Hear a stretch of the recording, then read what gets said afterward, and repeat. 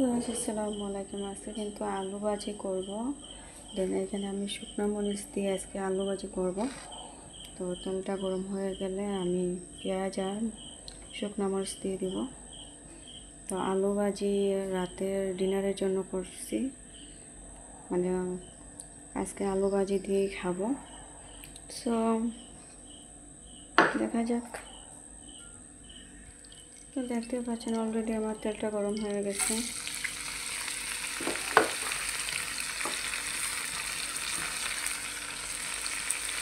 আলু ভাজি দিয়ে খেতে আমার খুবই ভালো লাগে।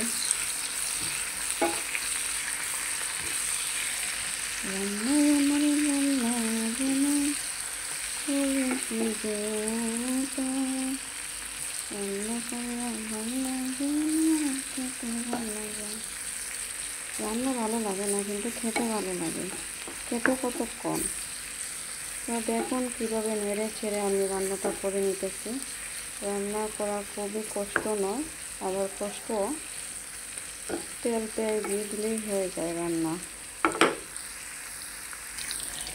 আরে ভাই, এত কষ্ট করে ভিডিও বানায়, কেউ লাইক কমেন্ট কোনো কিছু করে না।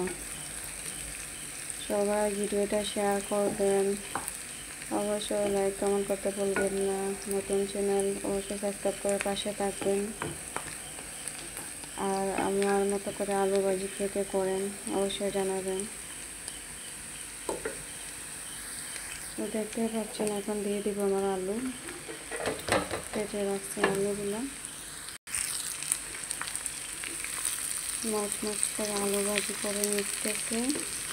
আপনারা চাইলেও রাতে কষ্ট না করে আলু একটা কেটে দিয়ে এক প্লেট ভাত খেতে পারেন, গরম গরম ভাত দিয়ে।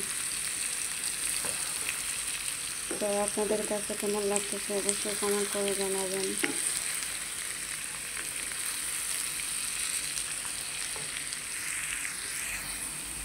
দেখতে পাচ্ছেন গায়ে খুব সুন্দর একটা কালার আসছে। আলু ভাজি খুব মচমচ করে। তো আলু ভাজি দিয়ে আজকে সেই খাবার হবে রাতে। ভিডিওটা ভালো লাগলে বেশি বেশি করে শেয়ার করবেন। একটু ধনে পাতা দিয়ে দিব।